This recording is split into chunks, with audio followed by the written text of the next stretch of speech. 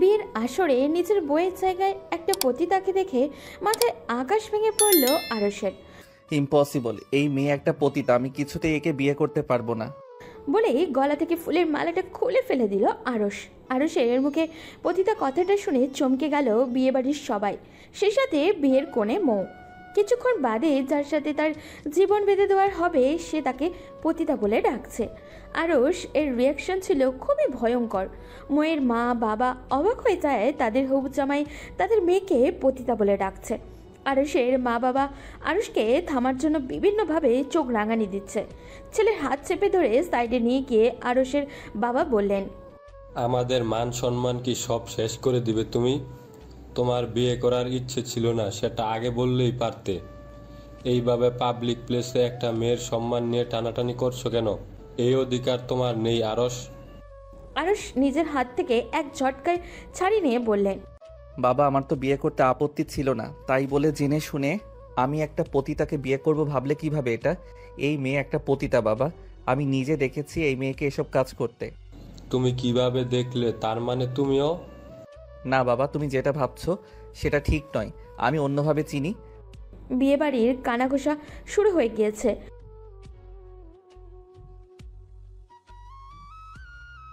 আরশ আর আরশের বাবার কাছে মৌয়ের ফ্যামিলি সবাই চারিদিক থেকে ঘিরে ধরে। আরশের কাছে অনুনয় বিনয় করে বলে, জামাই বাবা, এগুলো কি বলছো?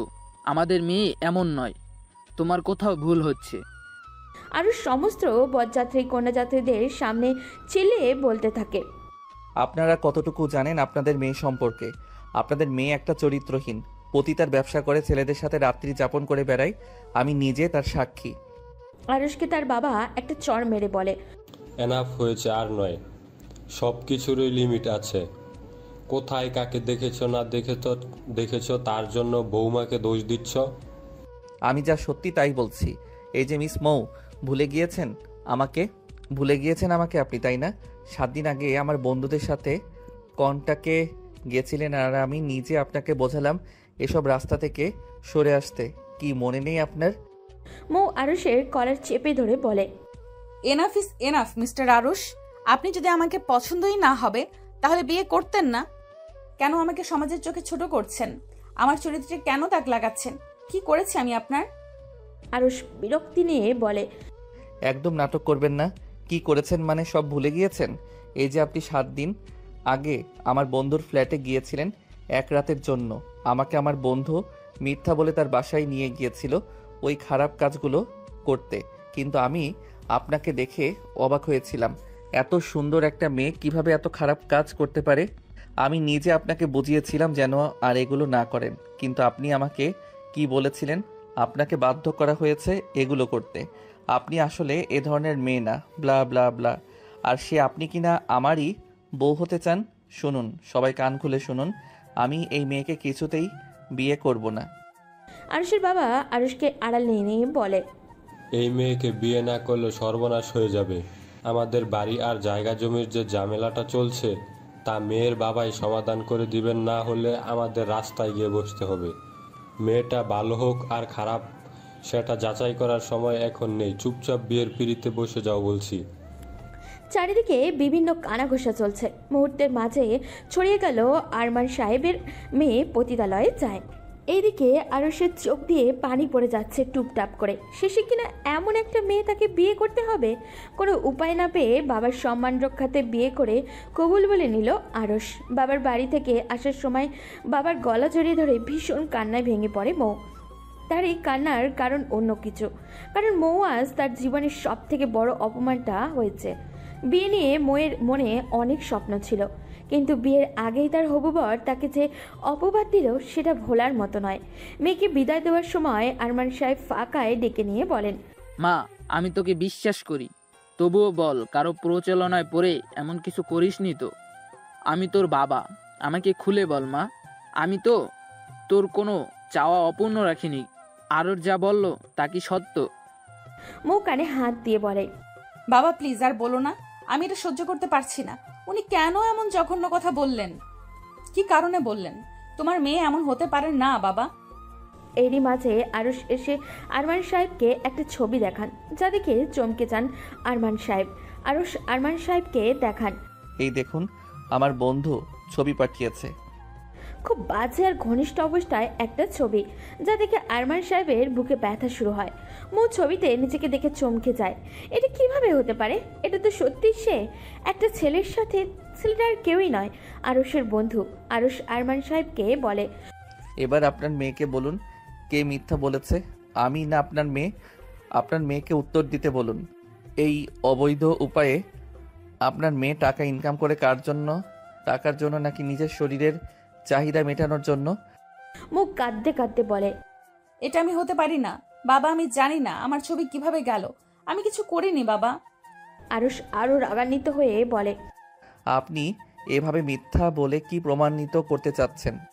আরমান সাহেব নিজের মেয়ে গালে সজোরে একটা থাপ্পড় মেরে বলে, এর চেয়ে তুই মরে যেতে পারিস না? তুই মরে গেলে আমি আরো খুশি হতাম। আমি তোর মতো মেয়েকে জন্ম দিয়েছি, ভাবতেও ঘৃণা লাগছে আমার। ছি, আর কোনোদিন আমাকে বাবা বলে ডাকবি না তুই। বলেই বুকের ব্যথায় মাটিতে বসে পড়লেন আরমান সাহেব। আরশ আরমান সাহেবকে ধরে বলে, এতে আপনার কোনো দোষ নেই, যা করার আপনার মেয়ে করেছে। আরমান সাহেব আরশের হাত ধরে বলে, বাবা, আমি হাত জোর করছি তোমার কাছে, আমার মান সম্মান এমনিতেও আর নেই। তুমি আমার মেয়েকে নিয়ে যাও, আমি কথা দিচ্ছি ও আর কখনো এমন করবে না। নিশ্চিত খারাপ বন্ধুদের পাল্লায় পড়ে এমন করেছে। আরশ আবারও বলে, আমি চাইলেই এই ছবি সবাইকে দেখাতে পারতাম, কিন্তু আমি চাইনি আপনার সম্মান নষ্ট হোক। আমি আপনার মেয়েকে বিয়ে করেছি, এটা ঠিক, কিন্তু আমি কখনোই একে মেনে নিব না। মৌ অবাক হয়ে গেল। ছবিটা সত্যি কি ছিল? কোনো এডিট ছবি ছিল না তো? হুবহু মেয়ের মতো আরও একটা মানুষ। ছবিটা সত্যি ছিল, কোনো এডিট ছবি ছিল না। হুবহু আমার মতো আরেকটা মানুষ কিভাবে হতে পারে? কে ছিল এই মেয়েটা? নাকি আরশ বিয়ে করবে না বলে কোনো অজুহাত খুঁজছিল? আমাকে ফাঁসাবে বলে আরশ এই ছবি নিজে বানিয়ে আনেনি তো? তাই ধোঁয়াশা ময়ের কাছে আরশের পাশে বসে আছে মৌ। কারোর মুখে কোনো কথা নেই। আরশ গম্ভীর মুখে বসে আছে। তার বন্ধুরা এসে তার বউকে দেখলে কি ভাববে? শেষ কিনা এমন একটা মেয়েকে বিয়ে করতে হলো তাকে। আরশ ময়ের দিকে তাকিয়ে দিল। শুনুন, আমার এমনিতেও ইচ্ছা ছিল না আপনাকে বিয়ে করার। আমার প্রেমিকা আছে রুহি, আমি রুহিকে ভালোবাসি। বাবা বলে ওর ফ্যামিলি কালচার ভালো না, তাই জোরপূর্বক আপনার সাথে বিয়ে দিয়েছে। তাও আমি সবটা মেনে নিতাম যদি আপনি কোনো ভালো মেয়ে হতেন। আমি রুহির সাথেই থাকবো, আপনার সাথে না। ওকে? আমার জীবনে আপনার কোনো অধিকার নেই। তাকে বলে দিল। ময়ের কোনো প্রতিবাদ না করে কেঁদে যাচ্ছে আর ওই ছবির কথা ভেবেই যাচ্ছে। আরশদের বাড়িতে মৌকে নেওয়া হলে আরশের বন্ধুরা বউ দেখতে এসে অবাক হয়ে যায়। আরশকে বলে, কিরে ভাই, ভালোই বিয়ে করেছি, বউও পাবি, মাঝে মাঝে আমরাও ফ্রিতে পাবো, তোরও টাকা ইনকাম হবে। শেষে কিনা এই মেয়ে বিয়ে করলি? সেদিন তো কত জ্ঞান দিলি আমাদের, আর আজ নিজেই পতিতা বিয়ে করে আনলি। আরশ রাগে রুম থেকে বেরিয়ে গেল। চলবে কি? একটা পতিতা মেয়ের সাথে নিজের বর, যাকে তুলনা করে তার মনই মাইন্ড অনেক ভেঙে যাওয়ারই কথা। বিয়ের আসরে যেটা ঘটে গেল সেটা নিয়ে খুবই চিন্তিত মৌ। ময়ের তার হাজব্যান্ডের উপরে একটুও রাগ করলো না, কারণ ময়ের হাজব্যান্ড আরশের রাগ হওয়াটাই স্বাভাবিক। কারণ আরশ যে ছবিগুলো দেখিয়েছে সেগুলোতে সত্যি ময়ের মতো একটা মেয়ে ছিল। আরশের যে বন্ধুগুলো এসেছিল ওই মেয়েটার ছবি ওই ছেলেগুলোর সাথেও ছিল। যেখানে অন্য কোনো মেয়ে হলে সুইসাইডের পথ বেছে নিত, সেখানে মৌ প্রতিজ্ঞা করলো যে আসল সত্যিটা সে বের করেই ছাড়বে। গায়ে ভারী ভারী গহনা পরে বড্ড অস্বস্তিতে আছে মৌ। আজ তার শ্বশুরবাড়িতে প্রথম দিন। আজ যে ঘটনাটা ঘটে গিয়েছে, শ্বশুরবাড়ির সবাই মৌয়ের দিকে কেমন চোখে তাকাচ্ছে। মৌ বেশ বুঝতে পারছে সবাই তাকে নিয়ে সমালোচনা করছে, তাই মৌ সিদ্ধান্ত নিল সবার এই ধারণা ভুল প্রমাণ করে দিবেও। নিজের ঘরে একা একা বসে আছে মৌ, তার কাছে কেউই নেই। একদিকে ক্ষুধায় প্রাণ যায় যায় অবস্থা, বাইরে অনেক জলঘোলা চলছে আজকের ব্যাপারটা নিয়ে, তাই নতুন বউয়ের খোঁজ আর কেউ নিচ্ছে না। আরশের বাবাকে আত্মীয় সবাই ধরেছে টাকার ক্ষমতা পাওয়ার লোভে এমন একটা বাচ্চা মেয়েকে সে বউ করে বাড়িতে এনেছে। আরশের বাবাকে যে যা পারছে সে তাই বলে যাচ্ছে। এদিকে মোয়ের চিন্তা হচ্ছে তার বাবাকে নিয়ে। শেষমেশ তার বাবাও তাকে ভুল বুঝলো। আরুষ বাড়িতে তার মা বাবার সাথে প্রচণ্ড রাগারাগি করছে। সে বাড়ি থেকে বেরিয়ে যাবে। আরুষ ব্যাগ গুছিয়ে রওনাও হলো। এমন সময় মৌ আরুষের সামনে গেল। আরুষ বলে, এই পতিতা, বেরিয়ে যা আমার বাড়ি থেকে। আমি তোকে বউ বলে মানি না। আমি সহ্য করতে পারছি না তোকে। কেন আমার জীবনটা নষ্ট করলি? তুই এ বাড়িতেই থাক, আমি চলে যাচ্ছি। মৌ কোমরে শাড়ি পেঁচিয়ে বলে, কি ভেবেছেন কি? আপনার মানা আর না মানায় এখন আর কিছু যায় আসে না। এটা কি সিনেমা পেয়েছেন নাকি যে বিয়ের পর বলছেন বিয়ে মানবেন না? আপনি মানলেও আমি আপনার বউ, আর না মানলেও। হিন্দি মুভি নাকি বাংলা মুভি, কোনটা দেখে এগুলো শিখেছেন? এইসব ন্যাকা ন্যাকা সিনেমার ডায়লগ বাস্তবে কাজে লাগবে না। বিয়ে মানবেন না বললেই হয়ে গেল? শুনুন, আমার সাথে বেশি বাড়াবাড়ি করবেন না। এমনিতেই লোকসমাজে আমার মান সম্মান বলে কিছু রাখেননি। যেখানে চারদিকে মানুষ আমার বাবাকে বলতো মৌয়ের মতো মেয়ের বাবা হওয়ার ভাগ্যর ব্যাপার, সেখানে আপনি আমাকে কলঙ্কিত করে চলে এসেছেন। আরুষ মৌয়ের কথা না শুনে হাঁটা দিল। এমন সময় মৌ আরুষের হাত ধরে টানতে টানতে রুমের ভেতরে নিয়ে রুমের দরজা লক করে দিল। বাড়ি ভর্তি আত্মীয়। অবাক হয়ে গেল সবাই। সবাই বলা বলি করছে, এমন বউ আজ প্রথম দেখলো। লজ্জার মাথাকে বরকে টেনে ঘরে নিয়ে গেল। মৌ কারোর কথায় পাত্তা দিল না। ঘরে দরজা লাগিয়ে বলে, আজ আমাদের ফুলসজ্জা, আর আপনার ফুলসজ্জা আমার সাথেই হবে। আর হ্যাঁ, ন্যাকামি করে এটা বলার প্রয়োজন নেই যে আপনি সোফাতে ঘুমাবেন বা ফ্লোরে। আমার সাথে এই খাটেই ঘুমাবেন। সেটা না হলে গলায় দড়ি দিয়ে এই ফ্যানের সাথেই ঝুলে সুইসাইড নোট লিখে রেখে দেবো, বুঝলেন? কোনো সিনেম্যাটিক ডায়লগ দিবেন না। Mister Aarush, I love you. না মানে আগে ভালোবাসতাম না, বাট এখন থেকে বাসি, আর ভীষণ ভালোবাসার চেষ্টা করব। কারণ আপনি আমার স্বামী, তাই আমার আপনাকেই ভালোবাসা উচিত, আর আপনারও আমাকেই ভালোবাসা উচিত। আন্ডারস্ট্যান্ড? আপনি ভাববেন না আমাকে ছেড়ে যেতে চাইলেই আমি যেতে দিব। কালেমা পড়ে বিয়ে পড়েছি, ছেড়ে দেওয়ার জন্য নয় মিস্টার। আরুষ অবাক হয়ে গেল। কোথায় ভেবেছিল সে তার বউকে ধমকিয়ে রাখবে, উল্টা তার বউ তাকে ধমক দিয়ে দিল। আরুষ ভেবেছিল মেয়েটা ভয়ে চুপসে যাবে, কিন্তু হলো পুরাই উল্টা। আরুষকে অবাক হয়ে তাকিয়ে থাকতে দেখে মৌ বলে, লিসেন, কি ভাবছেন আমি কেমন টাইপের মেয়ে, তাই তো? যেটা ভাবছেন ওইটাই ঠিক। আমি ওই টাইপের মেয়েই। আমাকে বাংলা সিনেমার শাবানা ভাবার কোনো কারণ নেই। আর আমি ইনামিনা টিনামার্কা মেয়ে না। ভেবেছেন আমাকে দিনের পর দিন খোটা দিয়ে যাবেন আর খারাপ ব্যবহার করবেন, আমি সেটা মুখ বুজে সহ্য করব? কখনোই না। শুনুন, আপনি আমাকে ভুল বুঝেছেন, সেটা স্বাভাবিক ব্যাপার। আমি খুব পজিটিভ মাইন্ডেড মেয়ে। এতে আপনাকে কোনো রূপ দোষ ত্রুটি দিব না। আমি আপনার জায়গায় আমি থাকলেও এমনভাবেই রিয়্যাক্ট করতাম, কারণ আমি জেনে শুনে চাইতাম না যে আমার হবু বর পতিতালয়ে যায় আর তাকে আমি বিয়ে করি। আপনার যোগ্য স্ত্রী হয়ে আমি দেখাবো যে আমার সম্পর্কে আপনার যে ধারণা হয়েছে সেটা ভুল। আরুষকে অবাক হয়ে তাকিয়ে থাকতে দেখে মৌ বলে, আরুষ ভাবতেই পারেনি এমন চমৎকার একটা মেয়ের সাথে তার বিয়ে হবে। মেয়েটি কোথায় যেমন পটু, কোনো রক্তে মাংসে গড়া ছেলে তার প্রেমে না পড়বে না। আরুষ জীবনে এমন সুন্দর মেয়ে কখনো দেখেনি। একটা মেয়ে কতটা পজিটিভ মাইন্ডের হতে পারে সেটা মৌকে না দেখলে বুঝতোই না।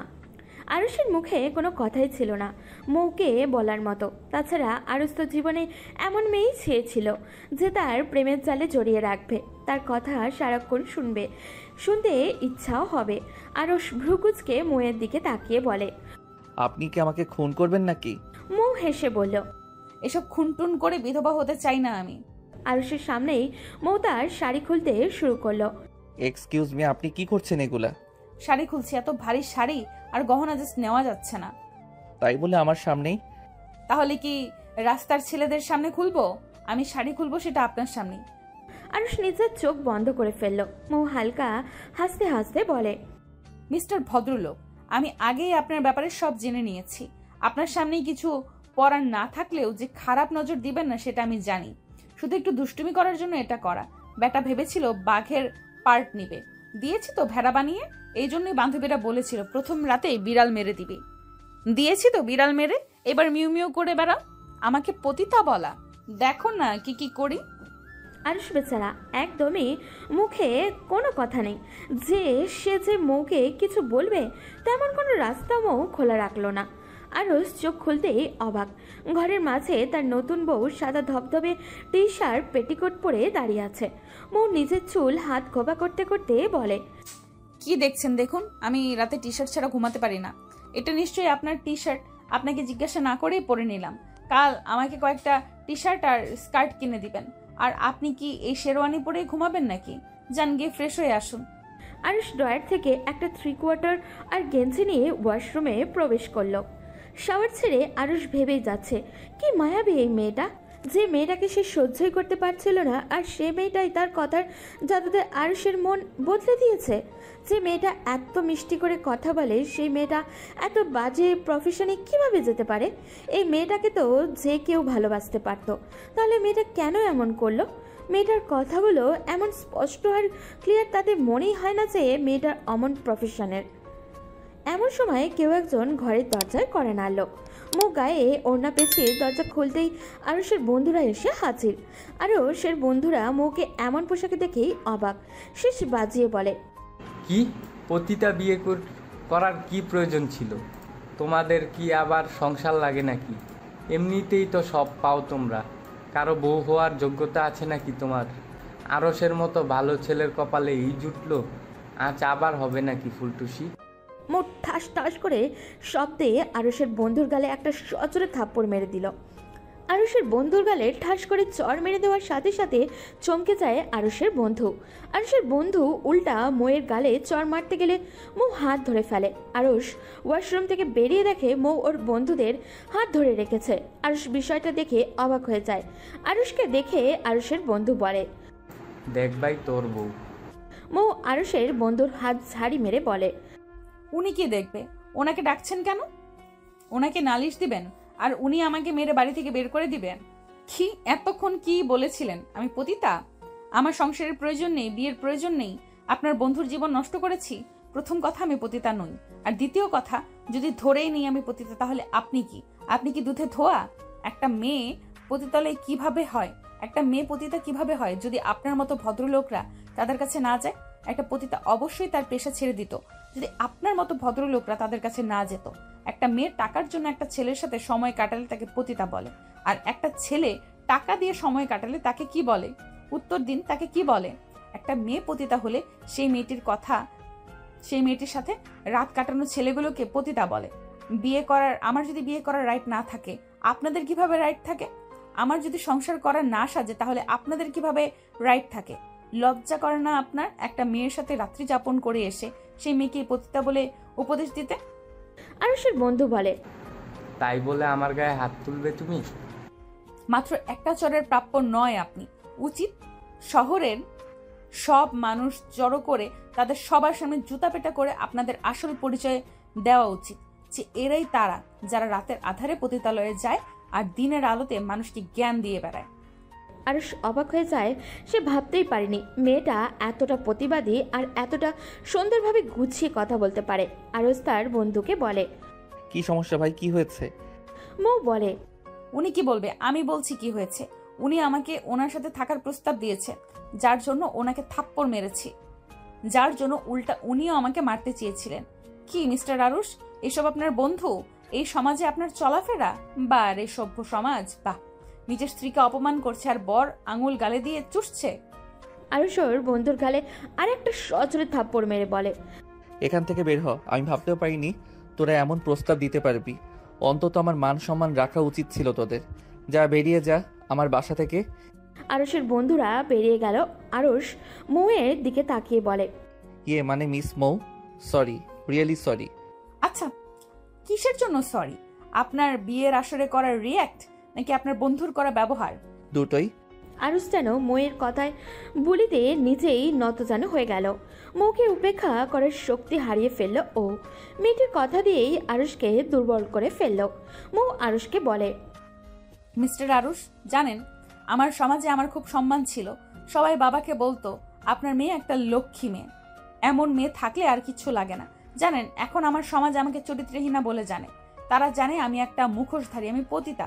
আমার চরিত্রে এই তকমা যে ভুল প্রমাণ, সেটা করার মতো উপযুক্ত প্রমাণ আমার কাছে নেই। আমি যে নির্দোষ সেটা প্রমাণের জন্য সঠিক প্রমাণ আমার হাতে নেই। জানেন তখন খুব অসহায় লাগে যখন চারদিকে মানুষ দোষারোপ করে। দোষ না করে দোষী হতে হয়। আরুষের হঠাৎ খুব খারাপ লেগে উঠল। সে নিজের অজান্তে কোনো ভুল করে ফেলেনি তো? এমন তো হতেই পারে, হুবহু দেখতে একই রকম দুইটা মানুষ, কিন্তু না, চেহারা যে সেই মিল। ভাবতে ভাবতে আরুষার মৌ ঘুমিয়ে গেল। খানিক পরে আরুষের ঘুম ভেঙে গেল। হঠাৎই আরুষের খেয়াল হলো তার পাশে শুয়ে থাকা ঘুমন্ত পরিটার দিকে। ডিম লাইটের আলোতে মৌয়ের ফর্সা শরীরটা দেখা যাচ্ছে। মেয়েটা মনে হয় ছটফট করতে থাকে সব সময়। ঘুমানোর স্টাইল দেখেই বোঝা যাচ্ছে। ওর না বেড থেকে নিচে পড়ে আছে, গেঞ্জিটা খানিকটা উঁচু হয়ে আছে। আরুষ মৌয়ের পেট আর শরীর খেয়াল করে দেখে। আরুষের মনে সন্দেহ হলো, একটা পেশাধারী পতিতা কখনো এমন হতে পারে না। তাদের শরীরের বিভিন্ন চিহ্ন ফুটে থাকে, মৌয়ের শরীরে একদমই নিখুঁত। কেন যেন আরুষের মনে হচ্ছিল মেয়েটা যেন পতিতা না হয়, মেয়েটা যেন পবিত্র একটা মেয়ে হয়। হঠাৎই আরুষের খেয়াল হলো মৌয়ের গলা একদম সাদা, কিছুই নেই। আরুষ সাথে সাথে তার ফোন থেকে পিকচারটা বের করলো, কারণ পিকচারে থাকা মেয়েটার গলায় বেশ বড় একটা জট ছিল, কালো দেখতে। আরুষ জিজ্ঞাসা করেছিল, সে বলেছিল এটা তার জন্মগত দাগ। আর সে কেমন জানি সন্দেহ হচ্ছে, মনে হচ্ছে কোথাও কিছু একটা গড়মেল হয়েছে। হঠাৎই মৌয়ের ঘুম ভেঙে যায়। ঘুম ভাঙতেই লাফ দিয়ে উঠে যায়। মৌ তাকিয়ে দেখে কেউ একজন তার উপরে ঝুঁকে আছে। মৌ উড়ামুড়া দিতেই লোকটা সরে গেল, ওপাশ ফিরে শুয়ে পড়ল। মৌ বুঝতে পারো আরুষই ছিল, আর আরুষই মৌকে দেখছিল। মৌ ইচ্ছা করেই আরুষকে জড়িয়ে ধরে। মৌয়ের অজান্তে জড়িয়ে ধরার ভান ধরে আরুষ আরও শক্তভাবে জড়িয়ে ধরে। মৌ আগে থেকেই ভীষণ দুষ্টু টাইপের, দুষ্টুমি করাটাই ওর একটা ইম্পর্টেন্ট কাজ। এদিকে আরুষ বেচারা মহা মুশকিলে পড়েছে। একটা বন্ধ ঘরে নিজের বিয়ে করার সুন্দরী বউ জড়িয়ে ধরলে যে কারোরই ঠিক থাকা সম্ভব নয়। আরুষ খানিকটা সরে ঘুমানোর চেষ্টা করলো। আরুষ যতটা সরে মৌ ততটাই আরুষের দিকে সরতে থাকে। আরুষ উপায় না পেয়ে মৌয়ের সাথে লেপ্টে থেকেই ঘুমাতে হলো। পরদিন সকালে আরুষের ঘুম ভাঙতে অবাক হয়ে যায় সে। আরুষ দেখে তার বুকের সাথে লেপ্টে আছে মৌ, কি সুন্দর করে ঘুমাচ্ছে। চুলগুলো এলোমেলো হয়ে আছে, একদমই পাগলির মতো লাগছে। মৌয়ের নিঃশ্বাস আরুষের বুকে উপচে পড়ছে। এমন সময় মৌয়ের ঘুম ভেঙে যায়। মৌ ঘুম ভাঙতেই দেখে সে আরুষের বুকে। মৌ লাফ দিয়ে উঠতে চুল হাত খোপা করতে করতে বলে, এই আপনি কিছু করেননি তো? আরুষ কাঁচতে কাঁচতে বলে, কিছু করেছি মানে? কি কি বলেছে এসব? না মানে যেভাবে জড়িয়ে ধরেছিলেন, আর একটু হলে তো আমার দমই বেরিয়ে যাচ্ছিল। আমি না আপনি জড়িয়ে ধরেছিলেন, দম তো আমারও বেরিয়ে যাচ্ছিল। আমি তো ঘুমের মাঝে অজান্তে জড়িয়ে ধরেছিলাম, আর আপনি যে ইচ্ছে করে জড়িয়ে ধরেছিলেন।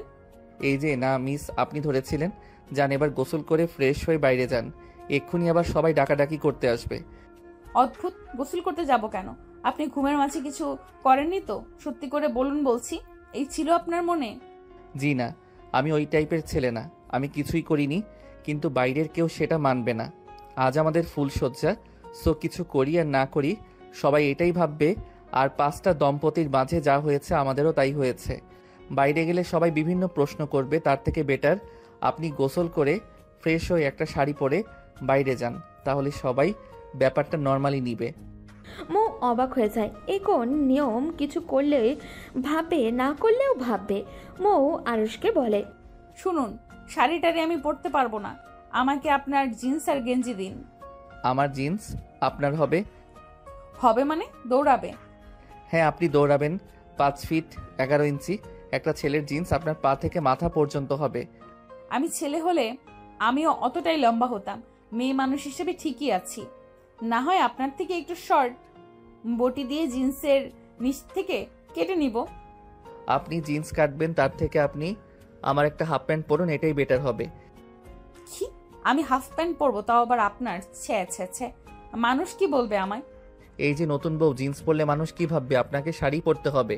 আমি শাড়ি পরতে পারি না। অবশেষে কি বউয়ের শাড়ি পরানোর দায়িত্ব নিতে হবে? বলে মাথায় হাত দিয়ে দাঁড়ালো আরুষ। আর মৌ গিয়ে শাওয়ার ছাড়লো।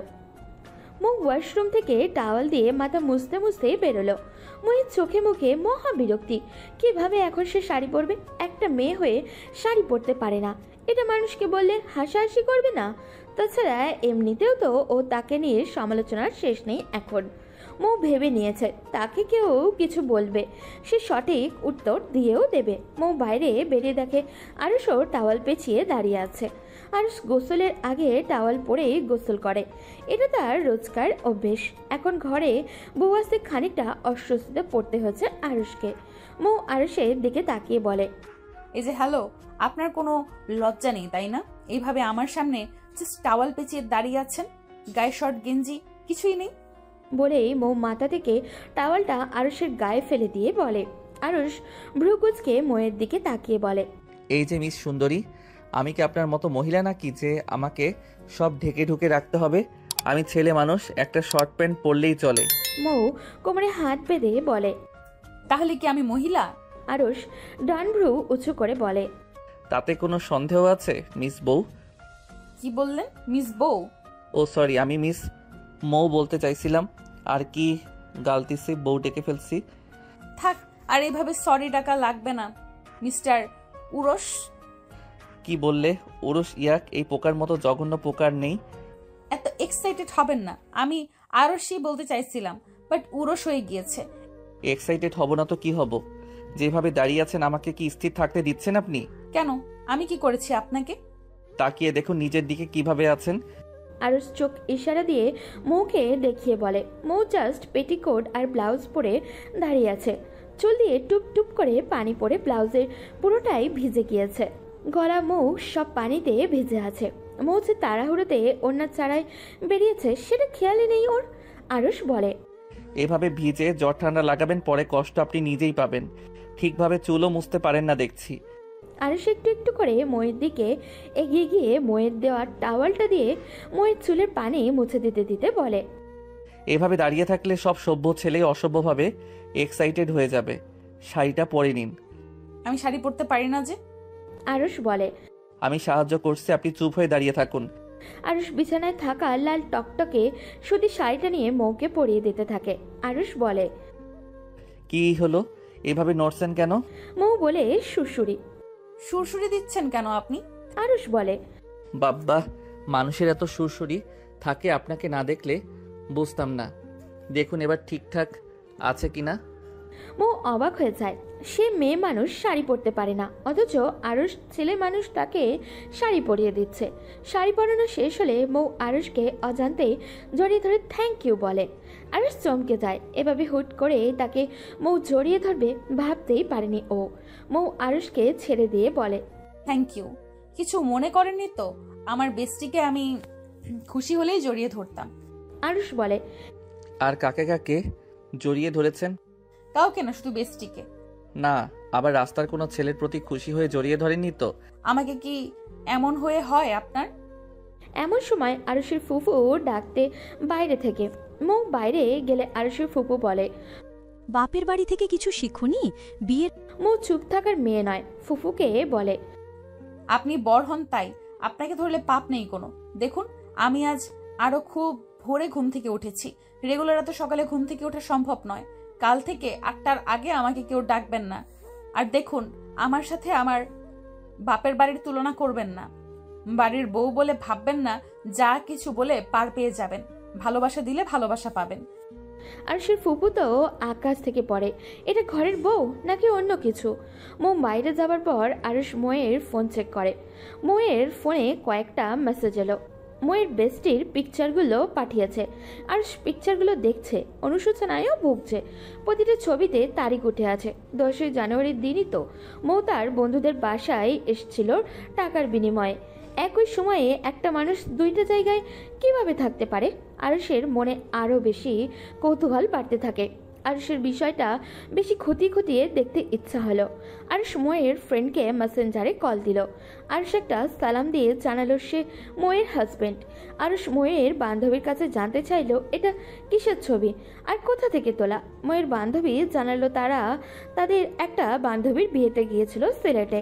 সেখানে গিয়ে 7 দিন ছিল আর তখনই এই ছবিগুলো ওঠানো। আরুষের মাথায় যেন বাজ পড়ল। একই দিনে ঢাকা টু সিলেট 1 ঘন্টার মাঝে যাওয়া আসা সম্ভব নয়, কারণ সেদিন মৌকে ভাবা মেয়েটি আরুষের বন্ধুদের সাথে কয়েক ঘন্টা ছিল। আরুষের মাথায় কিছুই ঢুকছে না। আরুষের মন সায় দিল সেদিনের মেয়েটি কোনোভাবেই মৌ ছিল না। তাহলে সেদিনের মেয়েটি ছিল কে? আরুষের মনে বেশ কতগুলো প্রশ্ন জড়সড় হলো। তবে আরুষ মনটা এখনো বেশ ফ্রেশ লাগছে। তার ভাবনাটা হয়তো ভুল আর ঠিক এই মুহূর্তে ভাবতে ইচ্ছা করছে না আরুষের। কারণ আরুষ একটা রাতে ময়ের ভালোবাসার জালে জড়িয়ে পড়েছে। আরুষ নিজের রুম থেকে বাইরে এসে দেখে মৌ বারান্দার চেয়ারে বসে আছে আর বিভিন্ন মানুষ মৌকে দেখতে এসেছে। নতুন বউ হলে সবাই দেখতে আসবে, এটাই স্বাভাবিক ব্যাপার। মানুষজনের ঝামেলা কমে গেলে আরুষের বাবা বলে, মা মৌ, আমার ছেলেকে ভুল বুঝো না, ও কিন্তু খুব ভালো। হঠাৎ তোমার মতো একটি মেয়ে কোথায় দেখেছে আর তোমাকে ভুল বুঝছে। তবে ও কিন্তু অতটা গর্দভ না, নিজেই ঠিক ভুল বুঝতে পারবে আর সত্যিটা যাচাই করবে।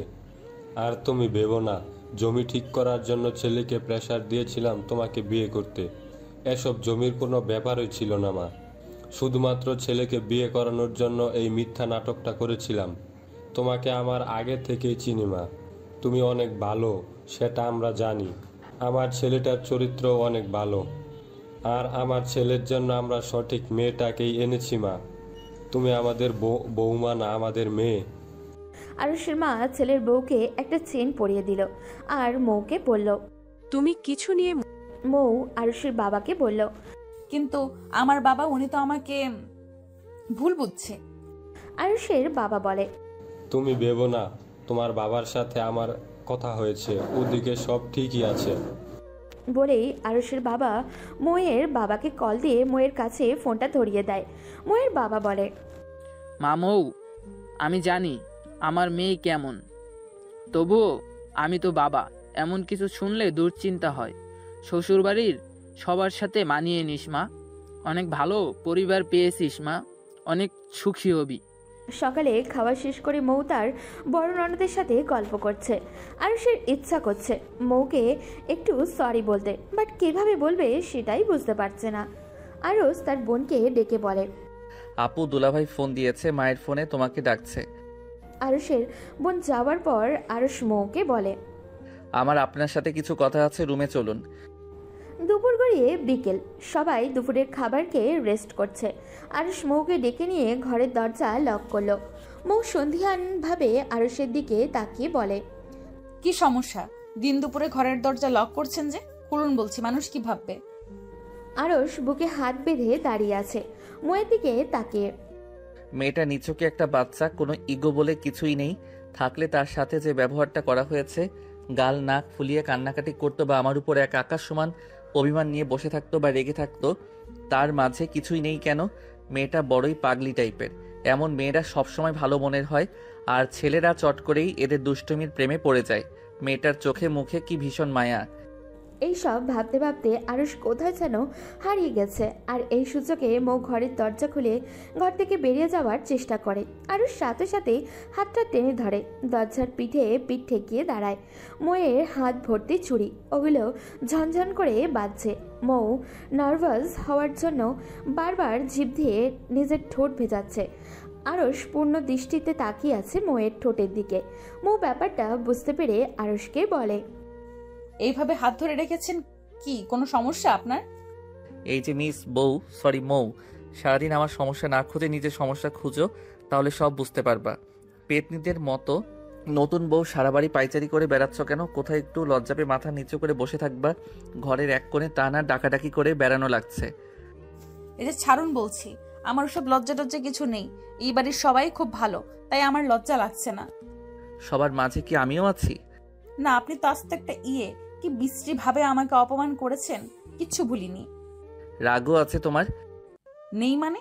আপনি জানেন না তাই আমার অনেক রাগ। এতটুকু পিচ্চি মানুষের কোথায় রাগ থাকে? শুনুন, দেখতে পিচ্চি লাগলেও আমি অতটা পিচ্চি না, যেমন ভাবছেন তেমন না। তাই না? দেখুন, কি বলতে ডেকেছেন তাই বলেন। কি ব্যাপার বাঘিনী? কাল যেভাবে ধমকাচ্ছিল আমি তো ভয় পেয়ে গিয়েছিলাম, আজ তাহলে এমন দুর্বল কেন? সামান্য হাত ধরে চেতেই, আর অন্য কিছু করলে তো খুঁজেও পাওয়া যাবে না। দেখুন, আমি ঝগড়া করতে পারি, আমার সাথে ঝগড়া করে কেউ পারে না। পারলে হাত ছেড়ে মুখ চালান, দেখব কে জিতে। আরুষ হাত ছেড়ে দিয়ে ময়ের ঠোঁট নিজের আয়ত্তে নিয়ে নেয়। দেওয়ালে আটকে গিয়েছে মৌ। সামনে আরশ, সামনে পিছনে কোথাও যেতেও পারছে না ও। আরশ ঠোঁট আটকে রেখেছে, মৌ কথা বলতে পারছে না। বেশ কয়েক মিনিট পর ছাড়লো। মৌ ঠোঁট মুছতে মুছতে থুতু ফেলতে ফেলতে বলে, এই বিশ্রী মানুষ, এটা আপনি কি করলেন? ওয়াক্থু, আপনার গায়ে বমি করে দিব।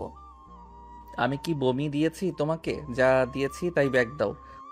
আপনি আমার সাথে এই বিশ্রী কাজ কেন করলেন আগে সেটা বলুন।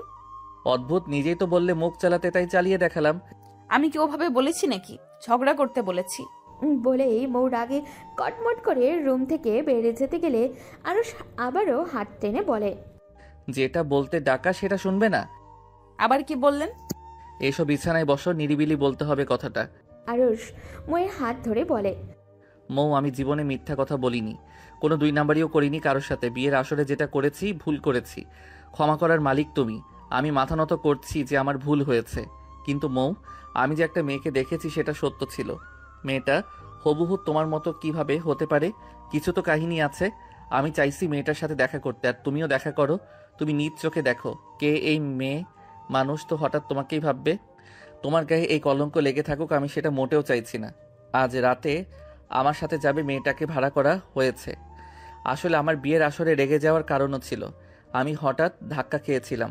বন্ধুদের সাথে রাত কাটানো মেয়ে কিভাবে আমার বউ হবে? আরশ, আপনি এত ভাবছেন কেন? আপনার কোনো ভুল ছিল না। একটা সুস্থ মানুষ যেটা করে আপনি সেটা করেছেন। বিয়ের আগের দিন আপনার বোন আপনার সম্পর্কে অনেক কিছু বলেছিল। আমি তখনই শিওর ছিলাম বিয়ে করলে আপনাকেই করব। আপনি কতটা ভালো তার সব জেনে গিয়েছিলাম আগেই।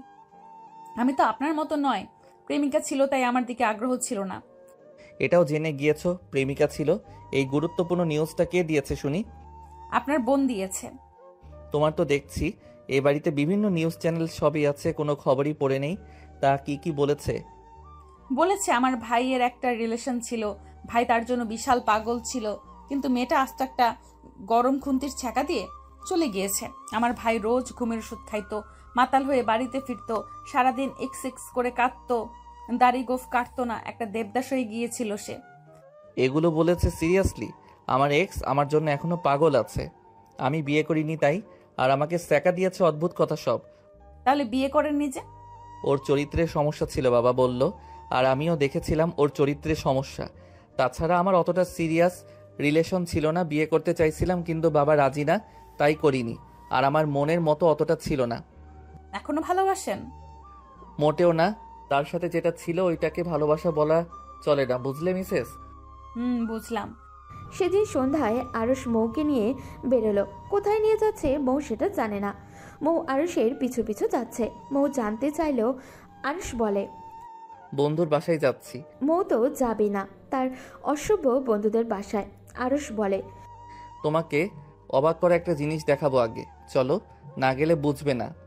মৌ আরশের পিছু পিছু রওনা হলো। মৌ বায়না ধরলো সে খালি পায়ে হাঁটবে, আর অনেক দিনের শখ রাস্তায় খালি পায়ে হাঁটবে, তাও রোড দিয়ে। রোড লাইটের আলোতে রাস্তা চকচক করছে। শহরের বিভিন্ন মানুষের খোলা আকাশের নিচে হাঁটতে আরশ আর মৌ। মৌ মাঝে মাঝে লাফ দিয়ে রাস্তার পাশে লাগানো বিভিন্ন ফুল গাছ থেকে ফুল ছেঁড়ার চেষ্টা করছে। বারবার ব্যর্থ হওয়ায় আরশ মৌকে উঁচু করে ধরল। মৌকে উঁচু করে ধরার সময় পেট থেকে শাড়ি সরে যায়। আরশ দুষ্টুমি করে পেটের ঠোঁট চুইয়ে দেয়। মৌ লাফ দিয়ে নেমে বলে, কি হলো? আরশ বলে, কি হলো আপু? এই শুনুন, আপনাকে কি আবার মুখ চালাতে বলা হয়েছে? আরশ তার প্রচণ্ড হাসি চেপে গিয়ে বলে, ওকে, মুখ অফ। নিস্তব্ধ শহরে জনমানব শূন্যহীন রাস্তা। এই রাস্তায় খুব একটা মানুষ চলাচল করে না, কোথাও কেউই নেই। পাশাপাশি হাঁটছে মৌ আর আরশ। তাদের জন্য নির্দিষ্ট কোনো গন্তব্য নেই, আনমনেই হেঁটে চলছে দুজন। ঝোপঝাড়ের মাঝে জোনাকি পোকাগুলো জ্বলছে আর নিভছে। রাতের এই সৌন্দর্য যেন ভোলবার মতো নয়। মাঝে মাঝে 2-1টা জোনাকি পোকা হাত ধরে হাঁটছে মৌ। আরশ মৌয়ের এই বাচ্চামোগুলো দেখছে আর মৌয়ের প্রতি মুগ্ধ হচ্ছে। আরশ বারবার মৌয়ের প্রেমে পড়তে বাধ্য হচ্ছে। ইচ্ছা করছে মৌকে বুকের সাথে জড়িয়ে ধরতে, কিন্তু সে সাহসটা পাচ্ছে না। হঠাৎ করে গাছের একটা ডাল ভেঙে পড়ায় মৌ ভূত ভেবে ভয়ে এসে জড়িয়ে ধরে আরশকে। এমন শক্তভাবে আরশের শার্টের বোতামে একটা ছিঁড়ে যায়, মৌয়ের হাতের মাঝে চলে আসে। আরুষের শিরা উপশিরা পেয়ে যেন উষ্ণ ছোঁয়া বয়ে যাচ্ছিল। মৌ চোখ বন্ধ করে পড়ে আছে আরুষের বুকে। আরুষ নিজেই 2 হাত দিয়ে আগলে ধরে মৌকে, মাথায় হাত বুলিয়ে বলে, আমি আছি, ভূতেরাও ভয় পাবে তোমাকে ভয় দেখাতে। আমরা চলে এসেছি প্রায়। ওই যে ওই নীল রঙের বিল্ডিংটায় যাব আমরা। চলো, আজ আশ্চর্য একটা জিনিস দেখবে তুমি। মৌ নিজে জানতো না সে ঠিক কি দেখতে চলেছে। বিল্ডিংয়ে প্রবেশ করে আরুষ কলিং বেল চাপতেই দরজা খুলে দিল একটা মেয়ে। মৌ হুবহু তার মতো একটা মেয়েকে দেখে চমকে যায়, যেন তার প্রতিচ্ছবি দেখছে সে। আরুষও যেন মানসিক মহাতৃপ্তি পেল। আরুষের বউ যে সেই মেয়েটা না সেটা ভেবেই আরুষের মুখে হাসি ফুটল। মৌ আর মৌয়ের মতো দেখতে মেয়েটি দুজনের দিকে তাকিয়ে আছে। দুজনেই যেন চমকে গেল। কিভাবে সম্ভব হুবহু দুটো মানুষের মিল হওয়া? দুজনের দিকে একভাবে তাকিয়েই আছে। মৌ আরুষের দিকে তাকিয়ে রইল। মৌয়ের ভঙ্গিমা এমন ছিল যে সত্যি আশ্চর্য হয়েছে। মৌ মেয়েটিকে বলে, কে তুমি? তুমি হুবহু আমার মতো দেখতে কিভাবে হলে? যমজ ছাড়া তো এমন হওয়া সম্ভব না। মেয়েটি ওড়না দিয়ে মুখ ঢেকে বলে, খদ্দের ছাড়া কারোর সাথে কথা বলি না আমি। আপনার কোনো কথার উত্তর দেওয়া সম্ভব নয়। আমার টাকাটা পেলে আমি চলে যাব। আগে বলো তুমি কে? বাসা কোথায় তোমার? আমি সত্যি অবাক হচ্ছি তোমাকে দেখে। তুমি কি অবাক হচ্ছ না তোমার মতো হুবহু একটা মেয়েকে দেখে? কিছুটা হয়েছি, তবে আমার দুনিয়ার কোনো কিছুর প্রতি অতটা আগ্রহ নেই। তাই এসব অবাক করা কোনো কিছুই আমার মাঝে অনুভূতি জাগায় না। তোমার বাসা কোথায়? পতিতাদের নিজস্ব বাসা থাকে না, তারা রোজ কারো না কারো বাসায় থাকে। বলছি, আমাকে এখানে ভাড়া করে আনা হয়েছে আজ রাতের জন্য। আপনাদের খদ্দের কজন তাদের পাঠান। আমাকে কাজ শেষ করে মহল্লায় ফিরে যেতে হবে। সেখানে আবার খদ্দের আসবে, আর খদ্দের না থাকলে বলুন আমি চলে যাই। তোমার তো টাকা চাই তাই না? রোজ তো ছেলেদের সাথে সময় কাটিয়ে টাকা নাও। আজ না হয় আমার সাথে গল্প করলে। চিন্তা করো না, ডাবল টাকা দেব। আমার ডাবল টাকা চাই না, যা ঠিক করা হয়েছে তাই দিলেই হবে। আচ্ছা, নাম কি তোমার? আরশি। আমার নাম আরশি। ও কি তোমার হাজবেন্ড? অনেক ভালো মানুষ। তুমি অনেক ভাগ্যবতী। এবার আমি আসি, আমার পারিশ্রমিক লাগবে না। তুমি এইভাবে যেতে পারো না, তোমার পরিচয় আমাকে দিতেই হবে। আপনার মতো আমি দেখতে এটা কি আমার অপরাধ, যার জন্য আমাকে ফোর্স করছেন? আমাকে যেতে দিন। তুমি আমার বোনের মতো, নিশ্চয়ই আমাদের কোনো কানেকশন আছেই, না হলে এইরকম হলাম কিভাবে? প্লিজ আমায় বোন ডেকো না, তাহলে আমি উইক হয়ে যাব। আমায় যেতে দাও প্লিজ। তুমি কতদিন ধরে এই পেশায় আছো? ছোটবেলা থেকে। কতটুকু বয়স? এই ধরো 7 বছর থেকে। কষ্ট পেতে না এই পেশার জন্য? হ্যাঁ পেতাম। অনেক বয়সী মানুষ এসে যখন অত্যাচার করত, খুব কাঁদতাম। তারা হাত পা বেঁধে অত্যাচার করত। ধীরে ধীরে সব সহ্য হয়ে গিয়েছে আমার। তোমার মা বাবা কেউ নেই? হ্যাঁ, মা নিজে এ পেশায় আর আমাকে এ পেশায় নামিয়েছে। আচ্ছা আপনারা থাকুন, আমি আসি। আরশি নামের মেয়েটা চলে গেল চোখ মুখ ঢেকে। খুব গম্ভীর টাইপের একটা মেয়ে। মৌ আরুষের দিকে তাকিয়ে অবাক হয়ে তাকিয়ে বলল, আরুষ মেয়েটা চলে গেল, ওর কাছে আমার অনেক কিছু জানার আছে। মেয়েটা এইভাবে যেতে পারে না। মেয়েটাকে এটা আমার জানা দরকার, আমি জানতে চাই। তুমি চিন্তা করো না, মেয়েটার ঠিকানা জেনে এখানে টাকা দিয়ে এনেছিলাম। দেখেছো আমি কেন তোমায় ভুল বুঝেছিলাম। মৌকে খুব সন্দিহান দেখে আরুষ বলে, চলো তোমার বাবার বাসায় যাই, তোমার বাবাও হয়তো চিন্তায় আছে। মৌ আর আরুষ মৌদের বাড়িতে গেল। মৌ তার বাবাকে দেখেই জড়িয়ে ধরে বলে, বাবা, আমি তোমার খারাপ মেয়ে না বাবা, আমি কিছুই করিনি। আমার মতো হুবহু দেখতে আরেকটা মেয়ে আছে বাবা। মৌয়ের বাবা আরুষের দিকে তাকাতেই আরুষ একটা অমায়িক হাসি দিয়ে বোঝালো সব ঠিকঠাক আছে। মৌয়ের বাবা বলে, মা জামাইকে নিয়ে ঘরে যাও। এমন সময় আরুষের কিছু ফ্যামিলি ফটোর দিকে নজর যায়। আরুষ দুইটা বাচ্চা তো ছবির দিকে তাকিয়ে বলে, ওই বাচ্চা দুইটাকে? মৌয়ের বাবা বলে, আমার মেয়েরা মৌ আর মৌসি। মৌসি ছোটবেলায় মারা যায়। ওরা দুজনে যমজ ছিল। মেয়ে দুইটা আমার প্রাণ ছিল, কিন্তু মৌসিকে বাঁচাতে পারিনি আমরা আগে এমন একটা জায়গায় থাকতাম, সেখানে এক সময়ে খুব শেয়ালের উৎপাত শুরু হয়। মৌ আর মৌসি এক জায়গায় ঘুমিয়েছিল। সেখান থেকে মৌসিকে শেয়ালে টেনে নিয়ে গিয়েছিল। তারপর আমরা মৌকে নিয়ে ওখান থেকে চলে আসি। আরুষ বলে, মৌসির লাশ পেয়েছিলেন? না, পাইনি। আমার মনে হচ্ছে মৌয়ের মতো দেখতে মেয়েটাই আপনার মেয়ে, কোনো না কোনোভাবে ও বেঁচে গেছিল। এবার মৌ বলে, মেয়েটা যে বলল ওর মা এই পেশায়, তাই ও এই পেশায়। হয়তো সে জানি না তার অতীতে কি ঘটেছিল। মৌয়ের বাবা বলে, আরশ, আমার মেয়ের মতো দেখতে কে সে? আমি তাকে দেখতে চাই, আমাকে নিয়ে চলো বাবা। আরশও বলে, চিন্তা করবেন না, পুলিশ নিয়ে যাব। আমার বন্ধু এসআই আমি সব কিছু বলে রেখেছি। আমার আগেই সন্দেহ হচ্ছিল কিছু একটা গড়বড় আছে। মৌয়ের বাবা আবারও বলে, কিভাবে প্রমাণ করব সত্য আর মিথ্যা, কি আসল কি নকল? এবার আরশ বলে, আপনি চিন্তা করবেন না, এখন ডিএনএ টেস্টের ব্যবস্থা আছে, খুব সহজেই প্রমাণ হয়ে যাবে সব। যমজ দুটো মেয়ের একটা নিখোঁজ হওয়াতে দীর্ঘদিন মানসিক যন্ত্রণায় ছটফট করেছে মৌয়ের বাবা। সে জানে ছোটবেলায় তার মেয়ে মারা গিয়েছে, এতগুলো বছর পর তার মেয়ের মতো আরও একটি মেয়ে আছে শুনে অস্থিরতা বেড়ে চলেছে মৌয়ের বাবার। সারাটা রাত ঘুম হয়নি তার।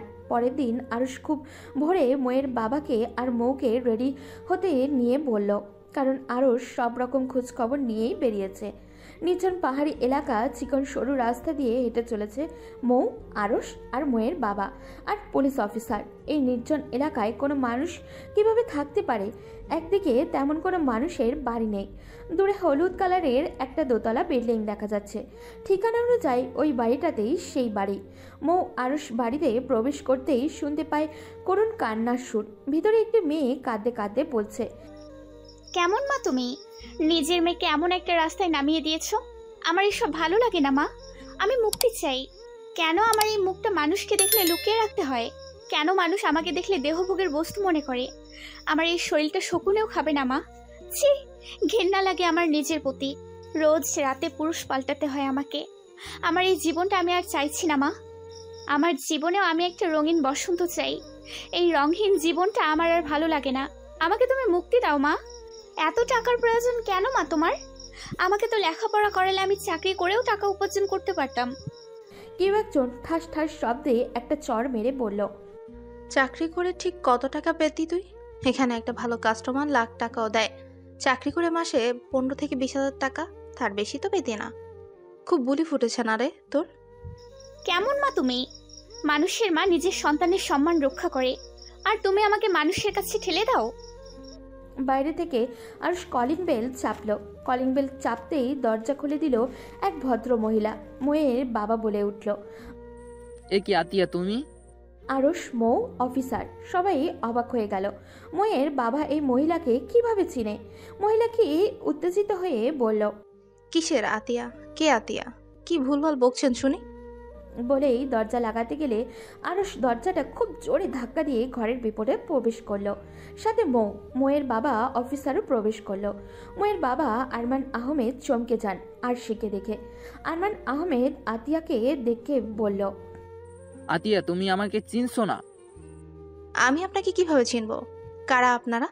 এভাবে আমার বাড়িতে কেন প্রবেশ করেছেন? আতিয়া, তুমি আমাকে না চেনার ভান করছো কেন? তুমি আমাকে চিনছো না? আজব। হঠাৎই আরমান আহমেদের চোখ আরশির দিকে যায়। আরমান আহমেদ এর হাত পা কাঁপছে। এটা কিভাবে সম্ভব? হুবহু তার মেয়ের মতোই দেখতে। একটা মেয়ে, হুবহু তার মেয়ের মতোই দেখতে। আরমান আহমেদের চোখ ছলছল করছে। এটাই তাহলে তার মৌসি? আরশি নামের মেয়েটির চোখ খুব ছলছল করছে পানিতে। আতিয়া নামের মহিলাটি বলে, আরশি ঘরের মাঝেও যাও এখান থেকে। আরশি ঘরের ভেতরে প্রবেশ করতে গেলে পুলিশ অফিসার বলে, দাঁড়ান ম্যাডাম, আপনার আইডেন্টি পরীক্ষা করতে হবে। আপনার নামে একটা জিডি হয়েছে। আপনার কিছু স্যাম্পল নেব। আমার সাথে ডাক্তার আসছে। পরীক্ষার রেজাল্ট আসা পর্যন্ত আপনি আমাদের হেফাজতে থাকবেন। আতিয়া নামের মহিলাটি বলে, আপনারা কোন সাহসে আমার বাড়িতে এসে আমার মেয়েকে মানসিক চাপ দিচ্ছেন? কিসের আইডেন্টি চেক? পুলিশ অফিসার বলেন, মিস্টার আরমান এর সন্দেহ মিস আরশি তার হারিয়ে যাওয়া মেয়ে। আরমান আহমেদ বলেন, আতিয়া, তুমি আমাকে চিনছো না? এত বড় মিথ্যা কথা বলতে পারলে? না, আমি আপনাকে চিনছি না। কে আপনি? আরমান বলেন, তুমি আমার বাসায় 1 বছর কাজ করলে, আজ আমাকেই চিনছো না? আর তোমার সাথে মেয়েটি কে? সত্যি করে বলো। তাছাড়া সেদিন তুমি তো বলেছিলে শেয়ালে আমার মেয়েকে টেনে নিয়ে গিয়েছে। তুমি চেষ্টা করেও মেয়েকে বাঁচাতে পারোনি। আমরা চলে আসার পর তুমি থেকে গিয়েছিলে, আর আজ এতদিন বাদে তোমাকে দেখেছি। আরশ বলে, বাবা, এবার আমি বুঝতে পারছি এই মহিলার মাঝে সব ঝামেলা আছে। এই মহিলাকে ধরলেই সব কিছু পাওয়া যাবে। আতিয়াও বলে, আপনারা কি করছেন? এগুলো অনেক বড় অন্যায়। পুলিশ অফিসার বলেন, ন্যায় আর অন্যায় প্রমাণ হয়ে যাবে, সেটা আপনার দায়িত্ব নয়। ময়ের মতো হুবহু দেখতে মেয়েটি বলে, আমি আর পারছি না, আমাকে বাঁচান প্লিজ। আমি আর নিতে পারছি না। এই জীবনটা আমাকে কষ্ট ছাড়া আর কিছুই দেয়নি। আমি তো পতিতা হতে চাইনি। আমাকে কেন আমার মা পতিতা বানালো? আরমান আহমেদ বলে, মা মৌসি, তুই আমার মেয়ে। আমি তোকে নিয়ে যাব এই খারাপ পরিবেশ থেকে। আমি ভাবতেও পারিনি আবার তোকে ফিরে পাবো। ও তোর মা নয়, তুই আমাদের মেয়ে। মা। এবার আরশি বলে, দেখুন, আপনাদের কোথাও ভুল হচ্ছে। আমি কিভাবে আপনাদের মতো এত ভালো মানুষের মেয়ে হব? পুলিশ অফিসার বলেন, ভুল আর ঠিক আমরাই বুঝবো মিস আরশি আর মৌসি। আপনাকে ডিপ্রেস লাগছে, আপনি প্লিজ মাথা ঠান্ডা করুন। 3 দিন বাদে ডিএনএ টেস্টের রেজাল্ট আসে। আরমান আহমেদের সাথে ম্যাচ করে গেছে। আতিয়াকে রিমান্ডে দিলে স্বীকার করে সে ইচ্ছা করেই এমন করেছে। সে একটা টিমের সাথে জড়িত, মেয়েদের কেনাবেচা করে এসব কাজে লাগিয়ে দেয়। মৌসিকে ইচ্ছাকৃতভাবেই চুরি করে খুব কম বয়স থেকে এই পেশায় দেওয়া হয়েছে। আর সে আতিয়ার গালে একটা থাপ্পড় মেরে বলে, কেন আমার জীবনটা এভাবে নষ্ট করলে? আমার এত সুন্দর একটা ফ্যামিলি থাকতে পতিতালয়ে এনে রেখেছিলে। কি দোষ ছিল আমার? আজ আমারও ময়ের মতো একটা সুন্দর জীবন হতো। মৌ মৌসির হাত ধরে বলে, বোন, আমার থেকে ভালো জীবন তোরও হবে। বলে মৌসিকে জড়িয়ে ধরে ভীষণ কান্নায় ভেঙে পড়ে ও। এতদিন পরে মেয়েকে ফিরে পেয়ে মৌয়ের বাবাও কান্নায় ভেঙে পড়ে। আরমান সাহেব মেয়েকে বলে, মা, আমরা তোর সাথেই আসি। তোর জীবনে আমরা সুখ শান্তি ফিরিয়ে দিব। বেশ কয়েকদিন ধরে আরমান আহমেদের ফ্যামিলিতে ঝামেলা লেগেছিল। সব ঝামেলা মিটে যাওয়ার পরে আরমান আহমেদের ফ্যামিলিটা পূর্ণতা পেল। বাড়ির ব্যালকনিতে দাঁড়িয়ে আছে মৌসি। মনটা ভীষণ খারাপ। খারাপ অতীত বারবার মনে পড়ছে তার। মৌসি ব্যালকনিতে দাঁড়িয়ে দেখে মৌ আর আরশ খুনসুটিতে মেতে আছে। দেখে মৌসির ঠোঁটের কোণে এক পশলা হাসি এলো। মৌসি ভাবছে, জীবনে নির্দিষ্ট একটা মানুষ থাকলে বোধহয় এতটাই ভালো লাগে। একটা মানুষ থাকলে জীবনটা গোছানো থাকে। একটা পরিবার থাকাটা এতটা আনন্দের আগে জানা ছিল না মৌসির। এর আগে কখনো তার কাছে আকাশটা এতটা বেশি সুন্দর লাগানি। হঠাৎই পেছন থেকে কেউ ডাক দিল, miss Sanjid Ahmed. Mousi, hello dear. Mousi অবাক হয়ে পেছনে তাকিয়ে দেখে পুলিশ অফিসার আহিন দাঁড়িয়ে আছে একগুচ্ছ ফুলের তোড়া নিয়ে। মৌসি সেদিন এই অফিসারকে ভালোভাবে খেয়াল করে দেখেনি। স্লিম ফিগার, গায়ের গড়ন পাতলা, লম্বা ফর্সা, বেশ সুন্দর দেখতে। পুলিশ অফিসার আহিন মৌসির কাছে গিয়ে ফুলের তোড়াটা এগিয়ে দিয়ে বলে, এটা আপনার জন্য। কি হলো, এই অধমের ছোট উপহার গ্রহণ করতে কি খারাপ লাগছে আপনার? আমাকে ফুল দিচ্ছেন কেন? আমি এর যোগ্য নই।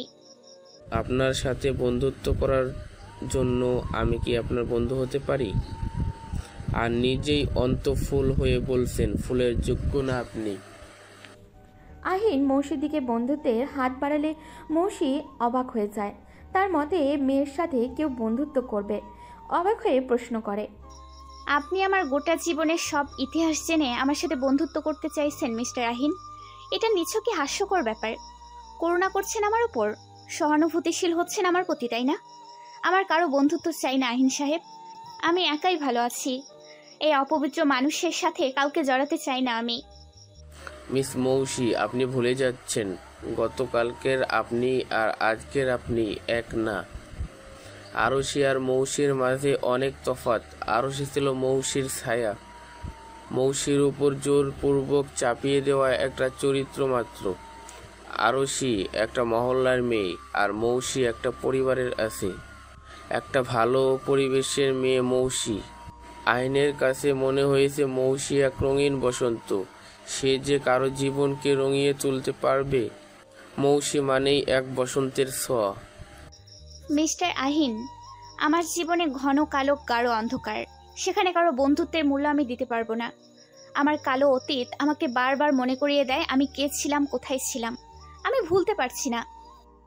আমার জীবনেও এক খারাপ অতীত আছে। জীবনে অনেক কিছু ঘটে, কিন্তু সেটা পিছনে ফেলে চলে আসতে হয়। আমিও একজনকে ভালোবাসতাম। মেয়েটা আমাকে রেখে অন্য একটা রিলেশনের সাথে শারীরিক রিলেশনও করতো। ওই ধরনের মেয়েরাই প্রকৃত পক্ষের পতিতা। সেখানে আপনি তো বাধ্য হয়েছিলেন। ভালোবাসা নিয়ে আমি কিছুই বুঝি না আহিন সাহেব, কারণ কেউ আমাকে কখনো ভালোবাসেনি, আর ভালোবাসা কেমন হয় সেটাই বুঝি না আমি। আপনি ভালোবাসা বুঝবেন মিস মৌসি, খুব শীঘ্রই বুঝবেন। আপনাকে রঙিন জীবনের শুভেচ্ছা রইল। প্লিজ এইবার ফুলটা গ্রহণ করুন। মৌসি ফুলটা হাতে নিয়ে ঘ্রাণ নিচ্ছিল, মন ভরে ফুলের সুগন্ধি নিচ্ছিল। এমন সময় মৌ খাবার এনে মৌসির গালে খাবার তুলে দিতে বলে, বোন, তোর এইসব বাজে অতীত বাদ দে। দেখ না, আমরা আছি তো, আমরাই তোর প্রকৃতপক্ষের ভালোবাসার মানুষ। খাবারটা দ্রুত খেয়ে নে, আমি আছি, বাবা আছে, তোর আর কি চাই বল।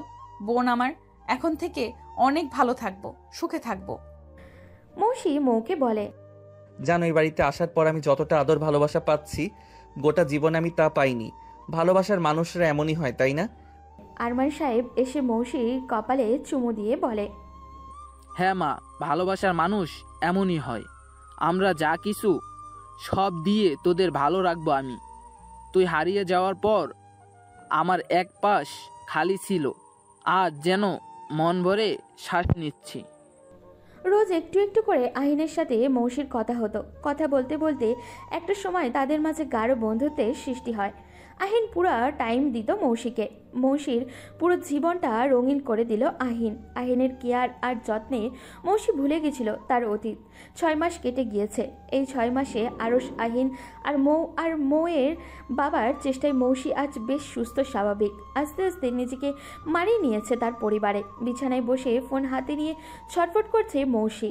তার এখন আহিনকে ফোন দিতে ইচ্ছা করছে, কিন্তু কিভাবে ফোন দিবে আর আহিনই বা কি ভাববে? 7-5 ভাবতে ভাবতে নাম্বার ডায়াল করে কল দিয়ে বসে আছে মৌসি। এমন সময় আরশ এসে বলে, কাকে মিস করছে আমার একমাত্র শালিকা? আপনাকে জিজু, শুধুই আপনাকে। হ্যাঁ, তাই তো ডায়াল কলে আহিন বাবুর নাম্বার দেখছি।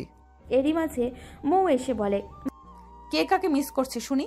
আপনার বোন তার হবু জামাইকে মিস করছে বউ। আবার বউ ডাকছেন? বউকে কি কেউ চাচি ডাকে নাকি?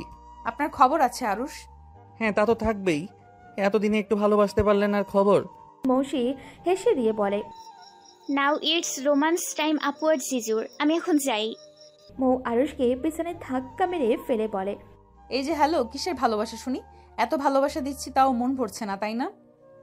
আরুষ মৌয়ের হাত ধরে টেনে বিছানায় শুয়ে দিয়ে বলে, না ম্যাডাম, ভালোবাসাতে মন ভরবে না। মন ভরানোটা এত সোজা নয়। আমায় ভালোবাসেন আরুষ আপনি? তুমি কি এখন এটা বোঝো না মৌ? তুমি আমার জীবনে না আসলে অনেক কিছুই বুঝতাম না আমি। আমার জীবনে পূর্ণতা পেয়েছে শুধুই তোমার জন্য। মৌ আরুষের বুকে মাথা রেখে বলে, পৃথিবীর সব শান্তি আপনার এই বুকেতে আছে। এইভাবেই বাকিটা জীবন কাটিয়ে দিতে চাই। মৌ আরুষের সম্পর্ক ধীরে ধীরে আরো গভীর হতে শুরু করলো। আহিন আরমান সাহেবের কাছে বিয়ের প্রস্তাব পাঠালো। এই প্রস্তাবে আরমান সাহেব ভীষণ খুশি।